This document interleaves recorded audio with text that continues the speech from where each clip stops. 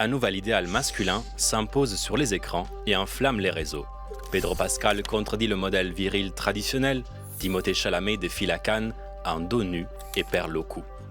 Une masculinité sensible, fluide, douce. On l'appelle la soft masculinity.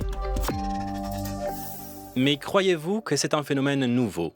Détrompez-vous, la masculinité douce était déjà tendance à la fin du Moyen-Âge. Oui, le Moyen-Âge, bien loin de ses clichés brutaux, barbus et beuglants. Chaque époque a ses canons de beauté, et pour la fin du Moyen-Âge, il suffit de lire les romans de l'époque, Lancelot, Tristan, Ivan, etc., ou mieux de feuilleter l'encyclopédie arthurienne du XVe siècle qui décrit et représente les 174 chevaliers de la table ronde un par un. Et là, surprise. On fait l'éloge des hommes grands et aux bras musclés, certes, mais aussi à la taille fine, aux hanches larges et même, tenez-vous bien car les textes le soulignent, aux grosses cuisses.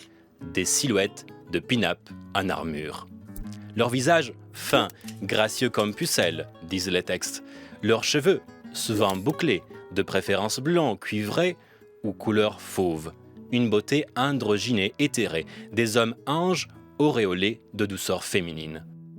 Mais cette soft masculinity médiévale va bien au-delà de l'apparence. Elle touche surtout le comportement. Les chevaliers pleurent, tombent malades d'amour, s'évanouissent d'émotion. Et ces figures deviennent des modèles à imiter pour les jeunes nobles. Tout comme certains artistes, influenceurs ou créateurs de mode redéfinissent les modèles masculins contemporains. Mais comment expliquer cette douceur si loin des clichés de virilité ?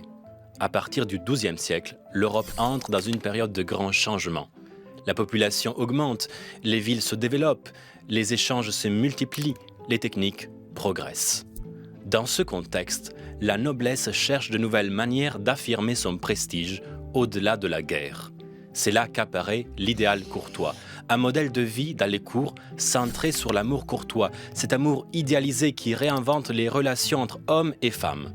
À la cour, on attend que les nobles maîtrisent les usages, qu'ils brillent dans la conversation, qu'ils soient raffinés, élégants, sensibles à la poésie, qu'ils aiment avec dévouement. La virilité se redéfinit. L'homme idéal n'est pas celui qui cache ses émotions, mais celui qui ose aimer, même sans armure. Celui qui souffre par amour, qui sert avec délicatesse et qui risque tout pour l'être aimé. Et aujourd'hui, la soft masculinity contemporaine, elle aussi répond à un monde en mutation. Elle valorise une sensibilité nouvelle, plus ouverte à l'expression de l'émotion, plus attentive aux identités de genre et souvent influencée par les luttes féministes. Et comme au Moyen-Âge, ça fait débat. Déjà à l'époque, les prédicateurs y voyaient une crise de la virilité, car la douceur effraie et bouscule. Alors, pour le Festival de Cannes, armure gothique ou tenue haute couture ? Avouez, le choix est vite fait.